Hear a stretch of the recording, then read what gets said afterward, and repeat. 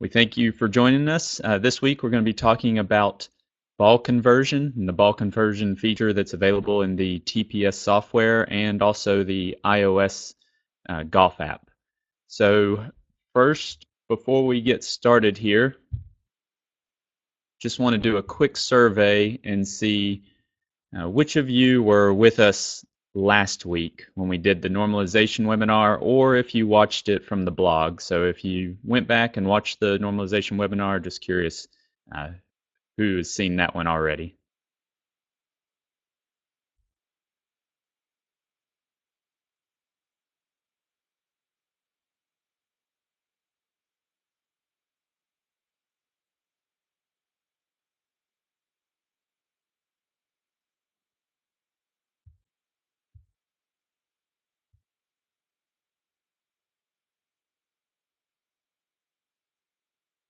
All right, actually pretty interesting that it's roughly half and half that were with us last week or have seen the normalization webinar. So thanks for replying there.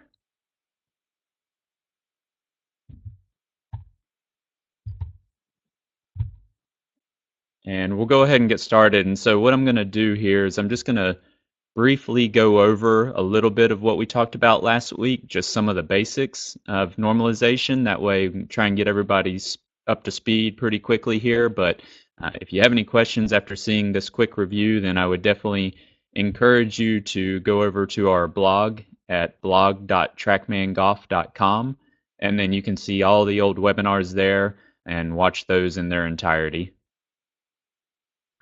So normalization, quickly again, we'll go through this. Normalize, what does it mean? It means to bring something back to an expected state. So we're trying to standardize something, and the thing that we're trying to standardize is the ball flight. And so when we talk about an expected state or condition, what are we talking about as far as how it relates to that ball flight? The first thing that you have to know about normalization is that it's always going to standardize that ball flight under calm conditions. So whenever normalization is turned on, you're always going to assume that there's no wind that's involved in that ball flight. We take all the wind out of the ball flight, and then also it's going to be normalized under a certain temperature, a certain elevation, and then it's always going to normalize to what we have as a premium golf ball. And so again, from last week, we talked about that we've gone out and measured a lot of different golf balls, and then we kind of combine the aerodynamics of those premium golf balls, and that's what we use. So when I talk about a premium golf ball as far as normalization goes, what we're really looking at there is the aerodynamics of a premium golf ball. So again, just to reiterate, calm conditions are always used when normalization is turned on. So just important to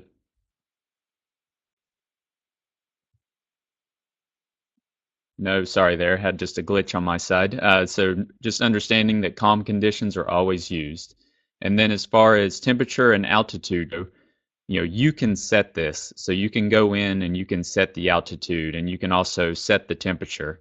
And so you can change this either before you hit the shots or after you hit the shots. You can go into settings, whether you're in the TPS software or in the iOS app, and you can adjust those altitude and temperature settings. And so we talked about some different examples last week on how you can use those settings to see how the ball flight might change depending on what altitude that you're at, what altitude that you're going to, what the temperature is for that day, or maybe what the temperature is going to be when you normally play golf. So you can kind of use those and figure out what may happen to your ball flight under different scenarios. And then again, as far as the aerodynamics, that's what we're using as far as the premium ball goes. We measured the aerodynamics of a lot of different premium golf balls and then created kind of an average aerodynamic model of what those premium golf balls do. And then so you have those four things as far as that expected state or condition, but we also need a few other things. We need to know how the ball takes off. So we need to know its initial ball speed, its initial launch angle, spin rate, and then also launch direction and spin axis.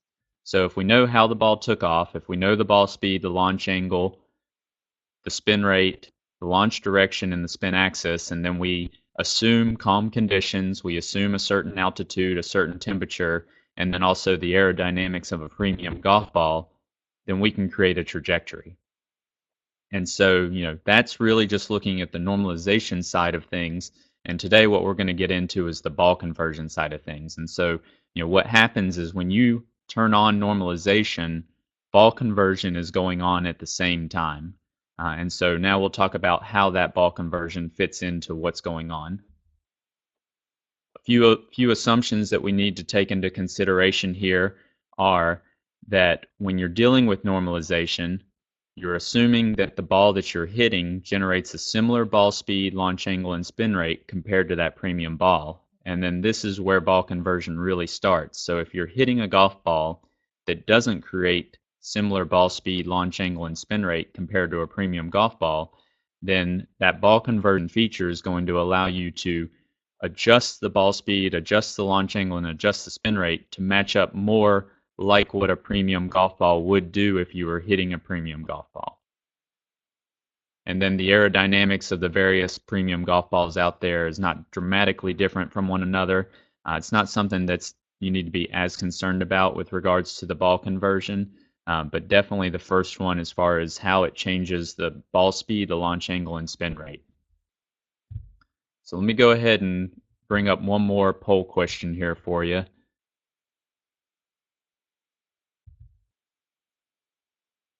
And I'm just curious for you all out there, how often have you used the ball conversion feature? Just want to get an idea.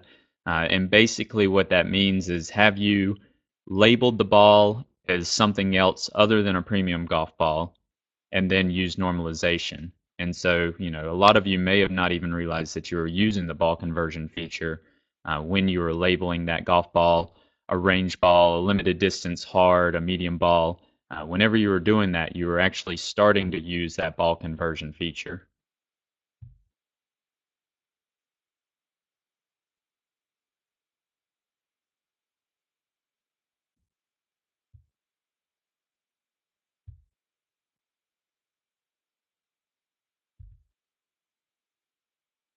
All right, so as we can see, over a third of the participants today have never used ball conversion. So hopefully we'll be able to help you understand and make you a little bit more comfortable about what's going on with ball conversion and then how you can implement it when you're using TrackMan.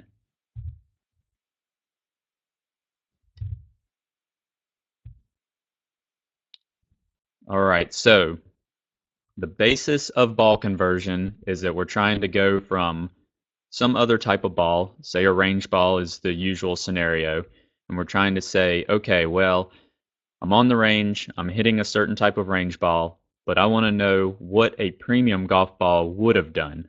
So I don't have the opportunity to hit premium golf balls at my range.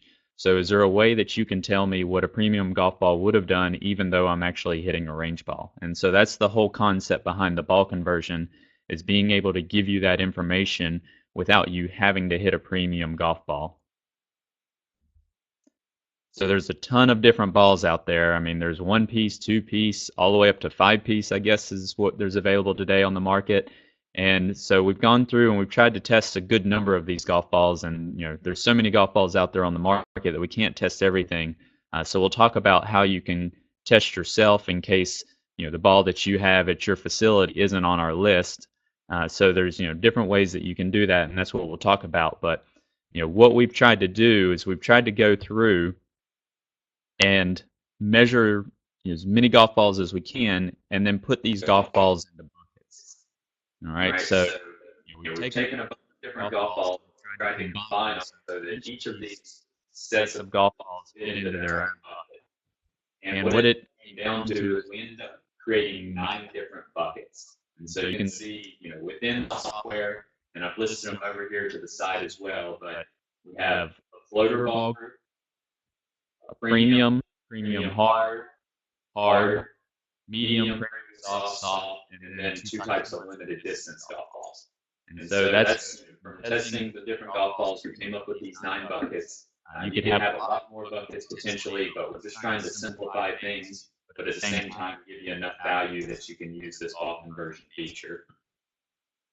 And so within the software, software, within the TPS software, you can go into the settings, and then you can select what the default ball is. So, in particular, if you're at a range and you have a certain type of range ball there, and you know which category that it fits into, then it would be a good idea to go ahead into your settings and set the default ball as whatever ball type that is, since you're pretty much always likely going to be using that ball type.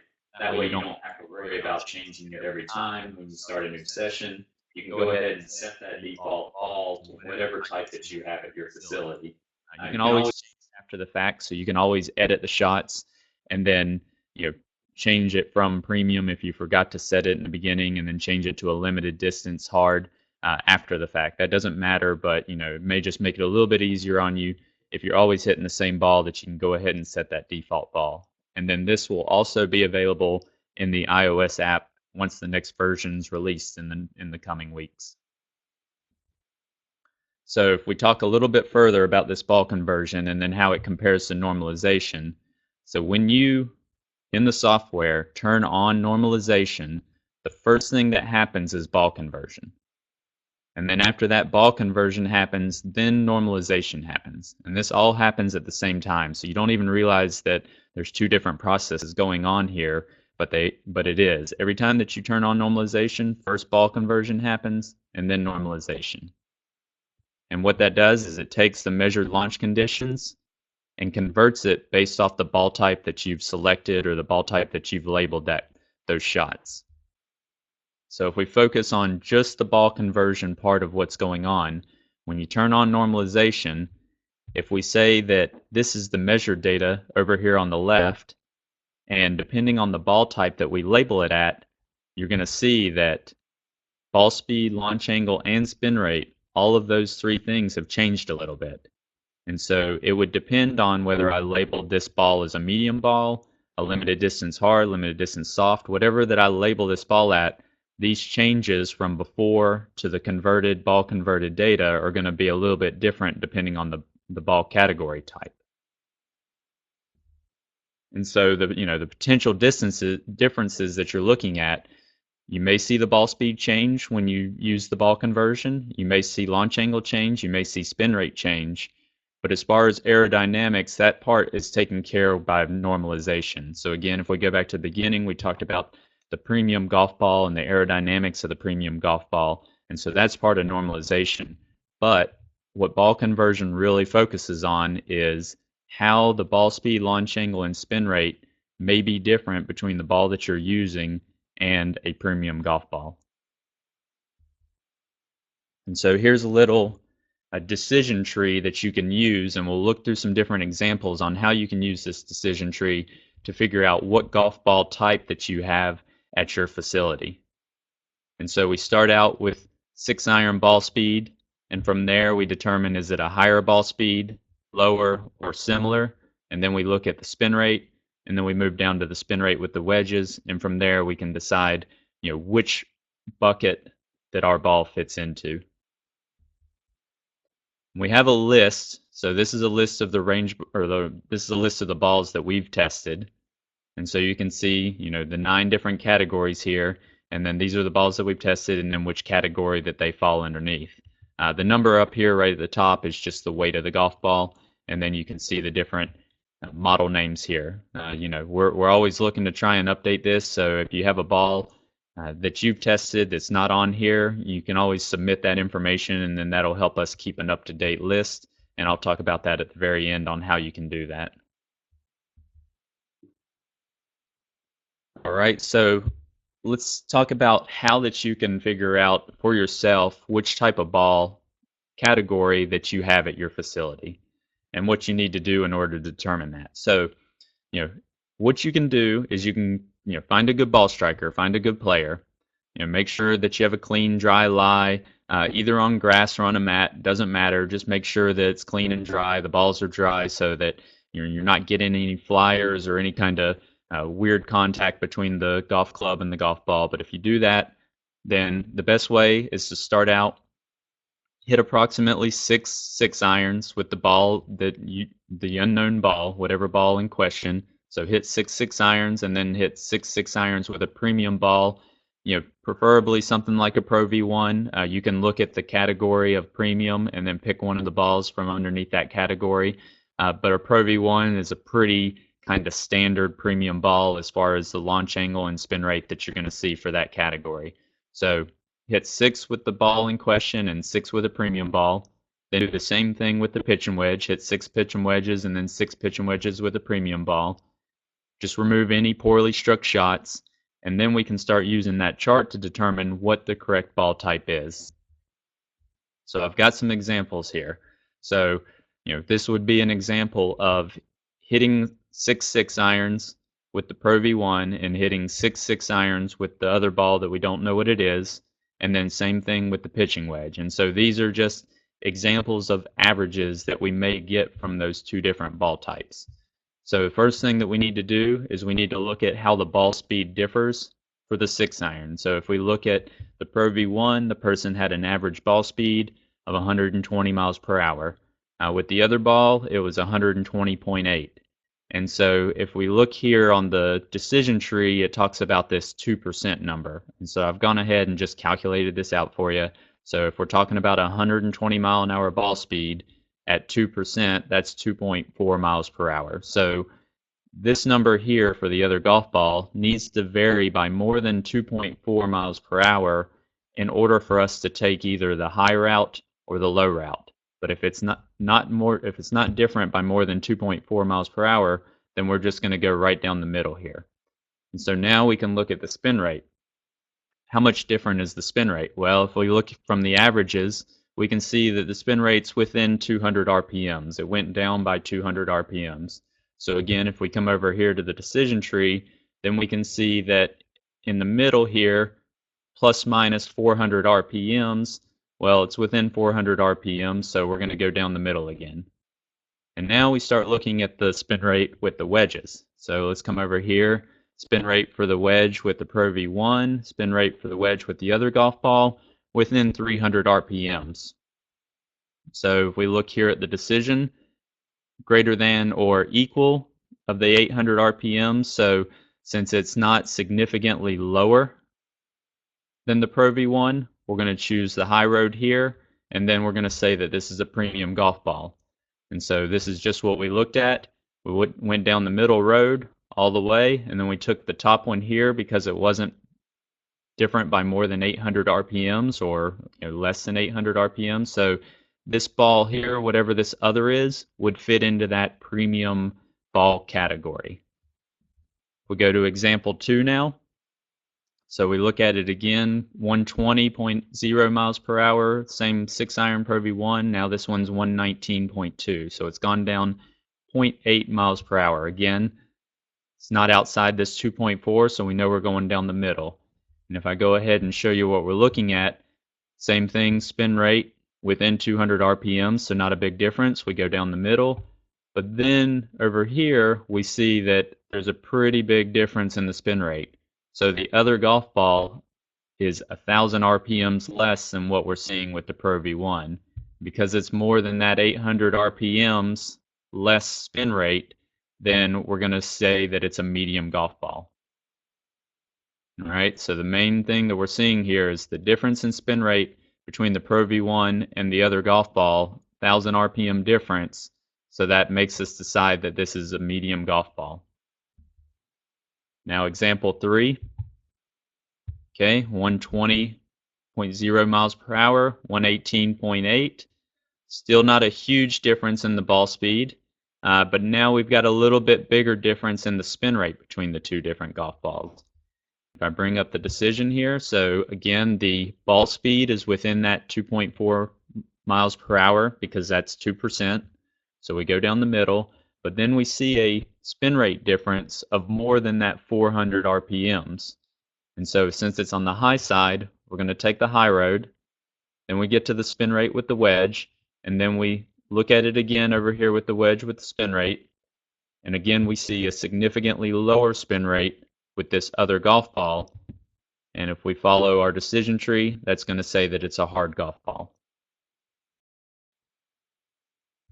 Go through a couple more examples here just to get you comfortable with this, and then hopefully if you have any questions, you'll be able to do this test on your own and then figure out what type of golf ball it is that you have at the facility.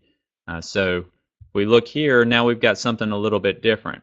We've got 120 miles per hour as before, but now we've got 116.9 miles per hour ball speed with a 6-iron. So that's more than that 2% drop. 2.4 miles per hour. We've got a drop here of actually 3.1, so that's greater, and it's on the low side. So we're going to take the lower branch here. And from here, now we look at the spin rate. Now we just have to say, is it higher or lower, which is going to tell us what type of limited distance ball that we have. And since it's higher, take the high road, limited distance hard. And then finally, one that may be slightly tricky here, but it should be pretty easy, is now we actually have a jump in ball speed. So a pretty big significant jump in ball speed, up 3.6 miles per hour. We're going to take the high road, and then the only thing that we need to determine basically is ball weight. Well, there's really pretty much about 2 different types of ball weight out there. It's generally either going to be right around the limit, which is the same as like a premium golf ball, or you're going to have something that's significantly lighter, which may be some type of limited flight ball, but we're going to go ahead and put it in the floater category. So basically, depending on the weight of it, if it floats in water, it should go into the floater category. Otherwise, most likely it's going to be in the premium. You can always weigh the golf balls to confirm, but that's generally how it's going to go. And it's because of that lighter golf ball is why you see that ball speed go up, just so that you know. The lighter golf ball starts out with a faster speed, but that's why it floats, is because of the weight of it. So let's look at an example. This is a real-life example here of a tour player. And so we had him hit some range balls, and we had him hit some Pro V1 golf balls. And so if we look over here on the left, we see the before. All right, so these were the premium golf balls here under actual conditions. So these were the measured shots. And then here is the range ball. And so we ended up knowing that it was a limited distance hard, so we'll go ahead and say that. So the range balls that we had fell under the category of limited distance hard. Once I turn normalization on, then you can see how the patterns match up. The distances match up a lot better, and that's because of the ball conversion and then also the normalization. So if we look over here on the left-hand side, the average distance was about 165.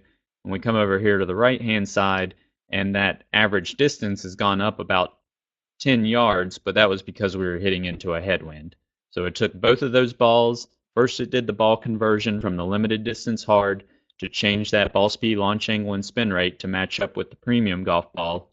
And then it used the normalization part to calculate under calm conditions how far both of those balls would have gone. And so now you can see, how far those balls would have gone under calm conditions.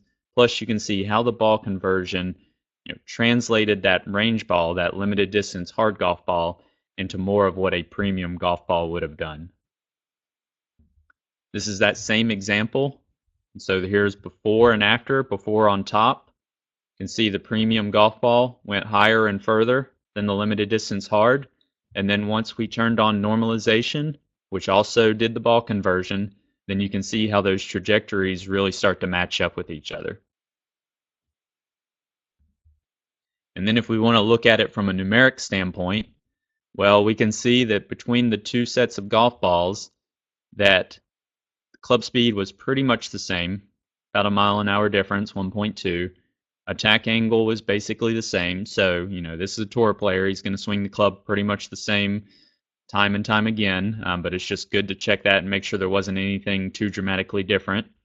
And then if we look at some of these numbers, ball speed, we can see the ball speed with the premium ball was significantly higher than what he was able to achieve with the limited distance hard. See the launch angle is pretty significant difference here, 2-degree difference. And then again, pretty significant difference in the spin rate as well. And then from the charts that we showed just a second ago, we can see how that carry distance was different as well. So if we look at before, and then we turn on normalization, which also does ball conversion. And so first thing to know is that club speed hasn't changed because there's nothing to do with ball conversion or normalization. Attack angle hasn't changed. Again, nothing to do with ball conversion or normalization. But now we start to see that the numbers up here on the top have changed on us. The ball speed's gone up, the launch angle's gone up, spin rate's gone down, and now through the normalization, using these new values here, we get a new carry distance, and we see how close that those match up, and also with the landing angle as well. So, what happened? Well, first thing that happened was ball conversion happened. And so it took the limited distance hard ball and it converted to a premium golf ball. So it adjusted the ball speed, launch angle, and spin rate to more like a premium golf ball. And then it turned on the normalization part of it and calculated both of these ball flights under those calm conditions at a certain altitude, at a certain temperature.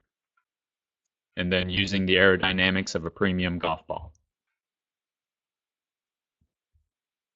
All right, so there's an alternative way that you can also decide what type of golf ball that you have at your facility.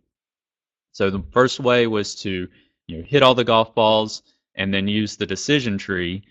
And the second way, you're still going to hit the golf balls, but you can actually use the TPS software to help you determine which category that it falls underneath.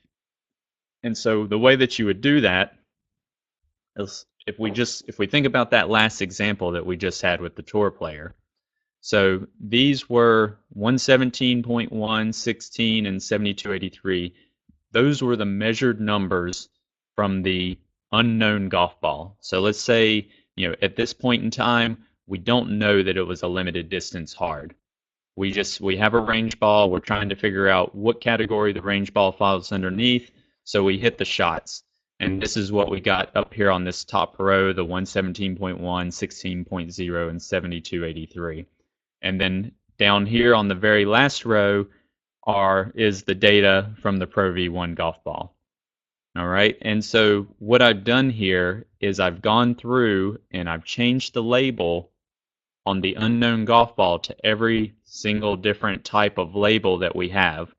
And so then you can see by changing the label how that ball conversion would have worked. So I've put the label for each ball type, and then I turn normalization on.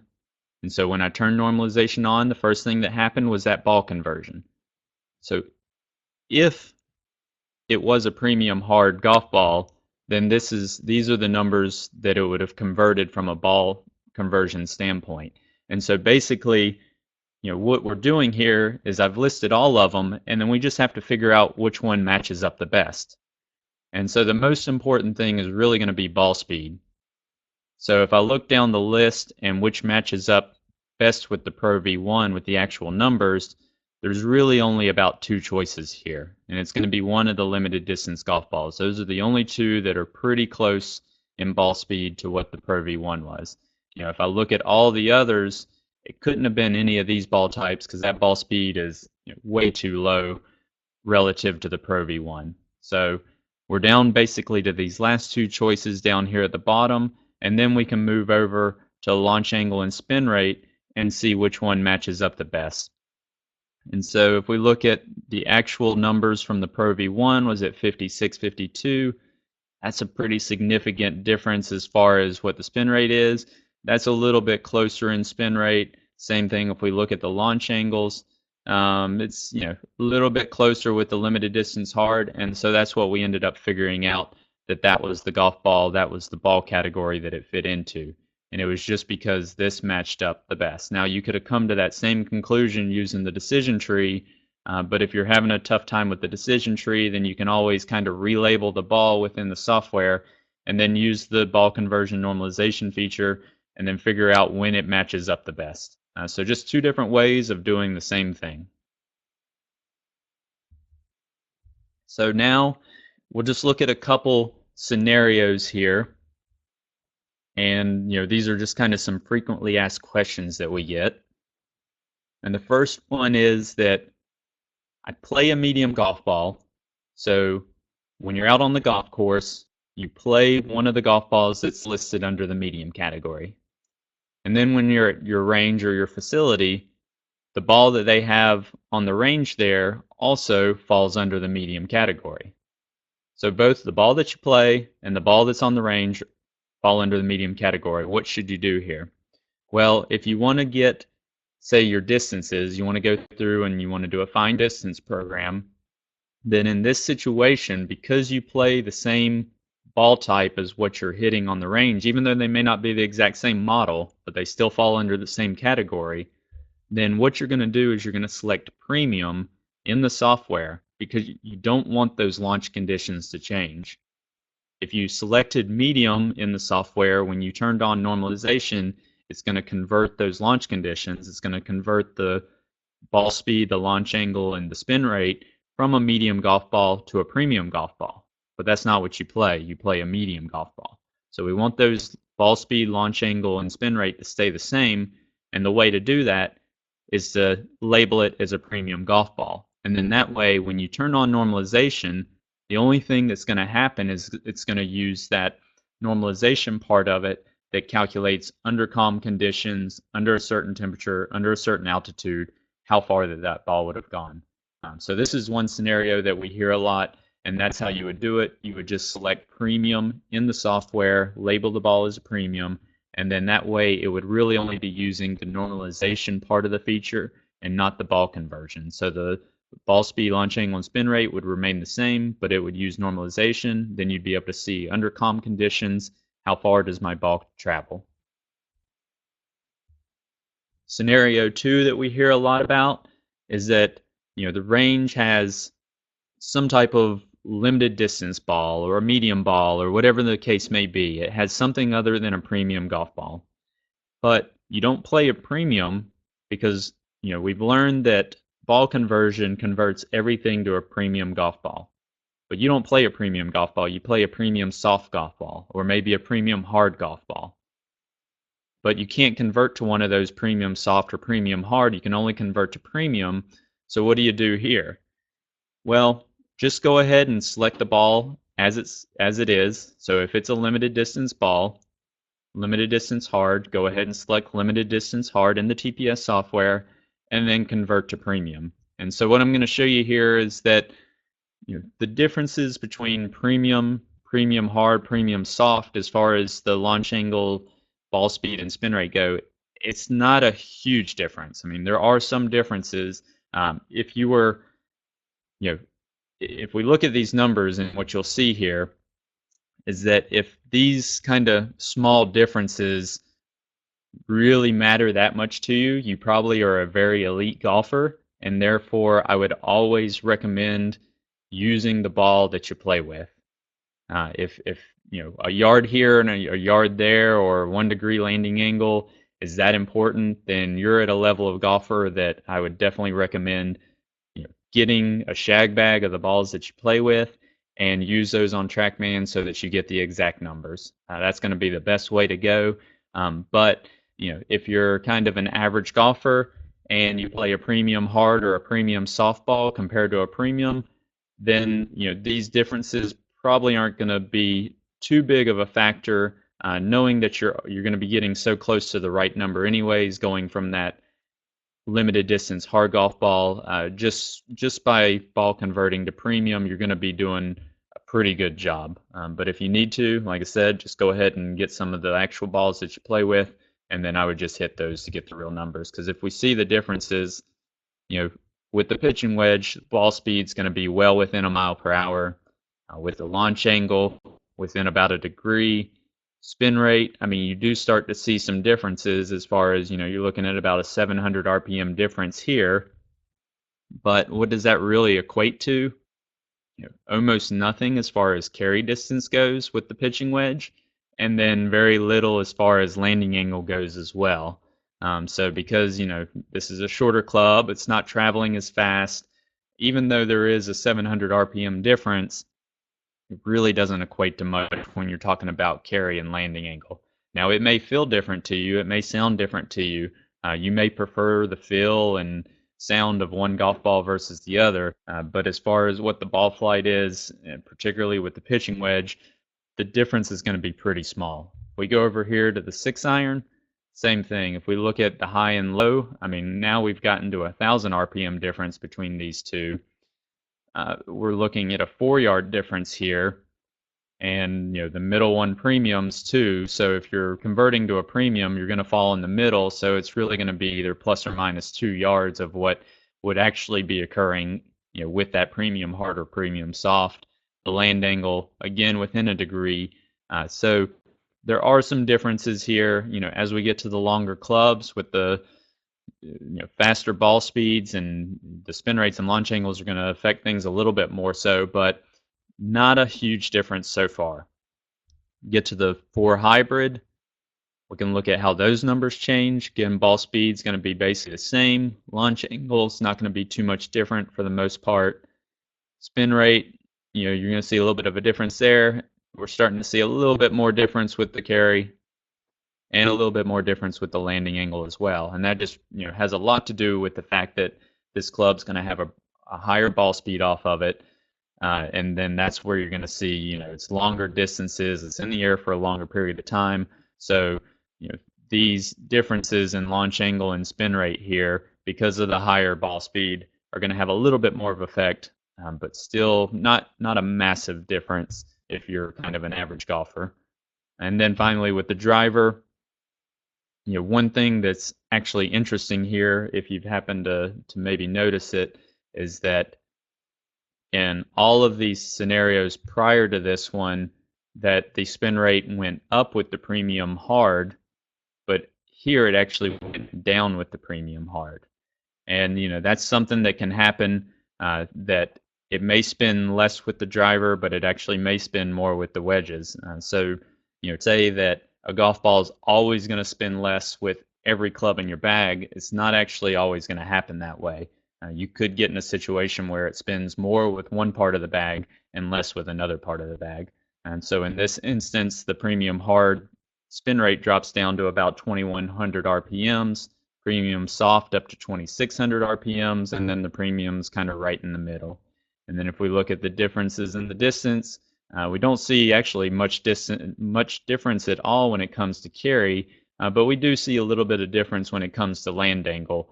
And so then that's going to change what the total distance is. So, the lower spin shot carry is going to be about the same, but it is going to come down a little bit flatter, a little shallower. It's going to run out more. So you may get a little bit more total distance with that premium hard golf ball in that situation. So, just wanted to kind of go through, those are 2 big scenarios that we hear a lot about, and just kind of wanted to show you what the differences really are when you're in that situation.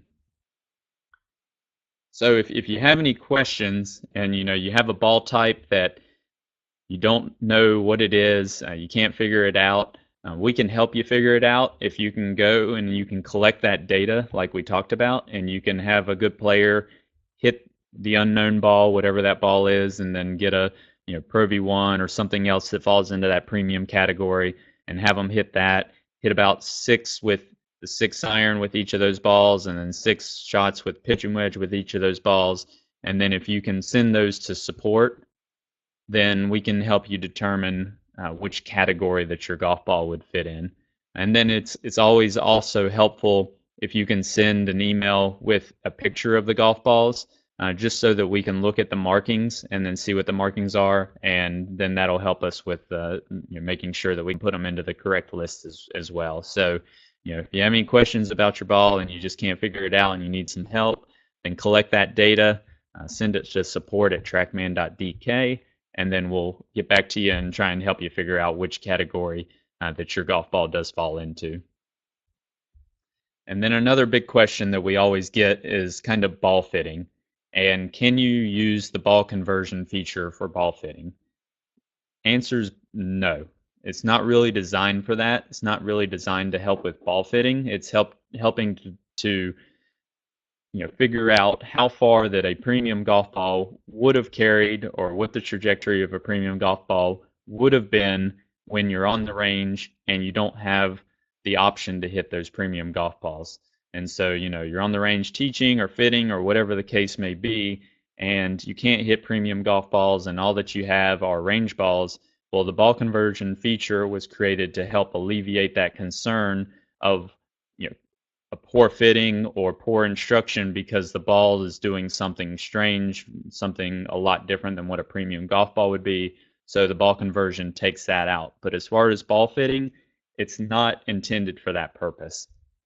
And so if we just had to give some quick recommendations on, maybe how you can do ball fitting, I always label everything as premium, because if you do normalize, if you label it as premium, you know that it's not going to adjust the launch angle and spin rate and ball speed.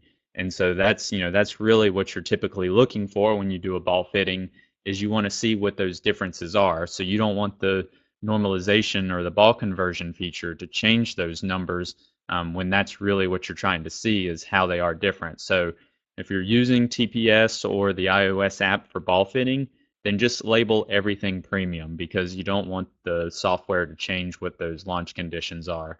And then I would also recommend, hit a driver, hit a mid iron, hit a short iron or wedge with each of the golf balls, because, as we just saw, it may do one thing in one part of the bag, and then it may do something else in a different part of the bag. So, you really want to see how that ball is going to affect the different parts of the bag. It may go further with the driver, and that's great. You may get some more yardage, but then it may be harder to control with the wedge, possibly because it's coming in a little bit flatter, or doesn't have as much spin, or different things like that. So it's always a good idea to hit some with the driver, hit some with some type of mid iron, and then also a short iron or wedge, and then see how it's affecting things in those 3 different areas. And then it is ideal that you do hit the balls outside and measure the actual ball flight, just to confirm the recommendation. So, if you're in a situation where you don't want to hit a bunch of premium golf balls out onto the range, and you do have a net, you could always start in the net and then kind of narrow down your selections by hitting into a net, seeing what the ball speed, launch angle, spin rate differences are, and then maybe narrow down to 1 or 2 or 3 golf balls, and then go out on the range and hit a few of those where you measure the full ball flight, and then you can kind of see what the differences are when you measure that full ball flight. It's just a recommendation. Some people may not have that option, and you can hit into the net and you can see what the differences in the launch and the spin are. But if you are only hitting into a net, one thing to consider and one thing to understand is that when you're hitting into a net, it uses the aerodynamic model for the premium golf ball. Now, there may not be a huge difference between the aerodynamic models of the balls that you're hitting into the net, but if there is a difference, then it's not going to show up when you're indoors hitting into a net, because we always use that same aerodynamic model. We don't have aerodynamic models for every different type of golf ball that's out there. So it's just something to consider. But if you are hitting into a net, you definitely will be able to see what the differences are in the launch angle, in the ball speed, in the spin rate. So 100% you'll be able to see that, and then make some, judgment calls based off of how those change, if you're looking for a ball with less spin or more spin, or whatever the case is. But if you want to, be really confident in what you're kind of telling somebody that they need, it is always recommended to go outside and measure the full ball flight as well, just to confirm the recommendation. And so that's actually it for the presentation. So if you have been, or if you have any questions now, go ahead and type them into the chat, and then I'll try and get through a few of those questions. We have a few minutes left here that we can kind of go through those. So go ahead and type in your questions if you have any, and then I will see what I can answer here.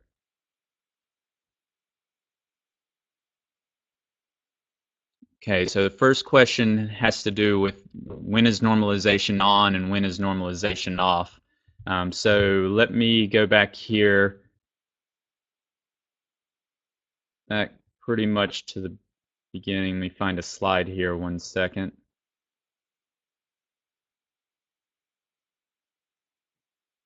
So here's one example. When you see the orange color with the N, that means that normalization is turned on. And when you see that, it also means that ball conversion is turned on as well. So, one thing just to review here, if you've labeled the ball as premium, then there's really no effect in the ball conversion. Because if you've labeled it as premium, then it's not going to change the ball speed, the launch angle, and the spin rate. It's just going to keep that the same, because that's what ball conversion does, is it changes those 3 things to a premium golf ball. But if you're already hitting a premium golf ball, then that's not going to change. So if you label it as premium golf ball and then you turn normalization on so that it's highlighted orange, then all that you're doing is really turning on the normalization part of it. But if you label the golf ball anything else other than premium, when you turn on normalization and it goes orange, you're also activating the ball conversion part of it as well. So you're really doing both at the same time whenever that you see this orange.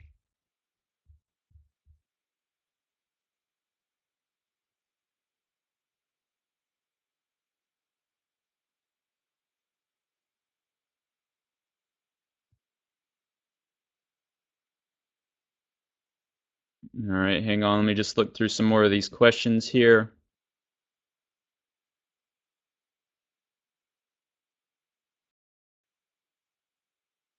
And there's a question about TrackMan range. A few of you may be familiar with TrackMan range. The TrackMan range, it's always going to measure what the golf ball actually does. And then I believe if you're in shot analysis, let me get back to you on that one. I'll email you directly. But I believe when you're in the shot analysis part that it's a normalized number. But if you're going to the targets, that I think that that's an actual number. So I think that when you are in the shot analysis part of TrackMan range, I believe that that's a normalized value automatically. But let me just double check that and get back to you for sure and let you know.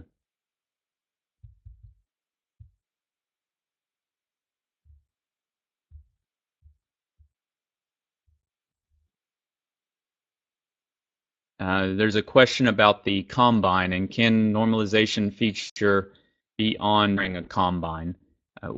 You can use the normalization feature when you're doing a combine, but just know that it's always going to be scored based off of the actual value. So you can't score a combine based off the normalization numbers.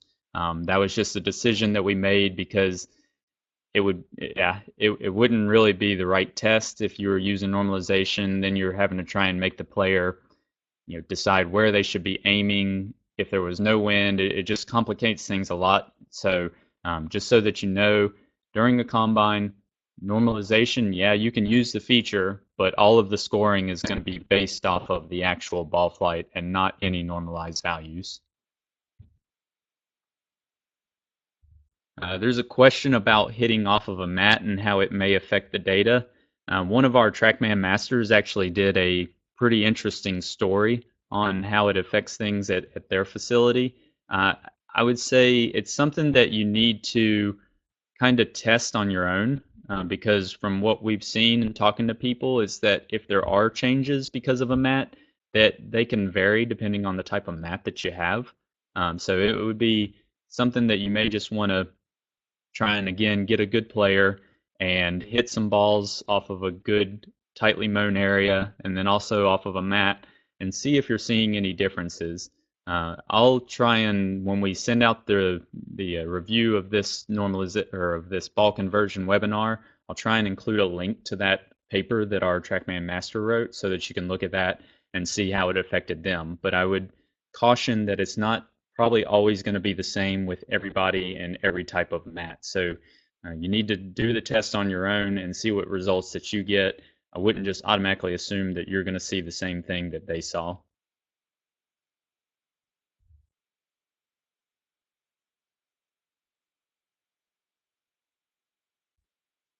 The charts shown today, they'll be in this webinar, so I don't believe that we have them on my TrackMan or in the settings, but we'll send everybody a link. It'll be on the webinar in the next day or two, and then you can always go there and then find these charts and then review what we've talked about today.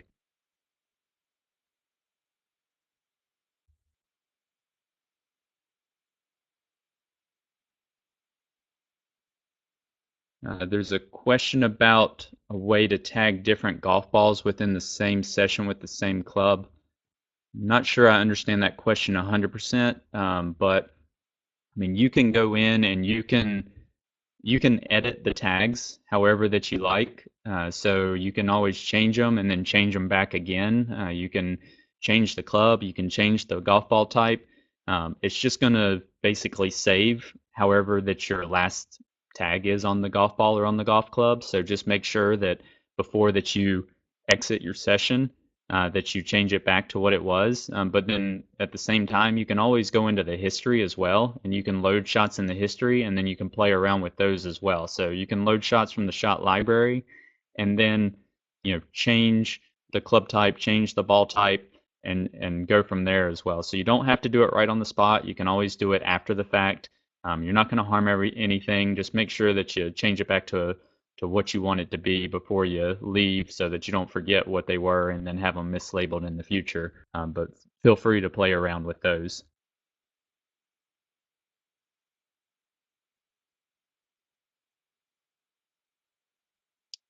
There's a question about the soft Strixon range, but then you were seeing some high smash factors when you normalized.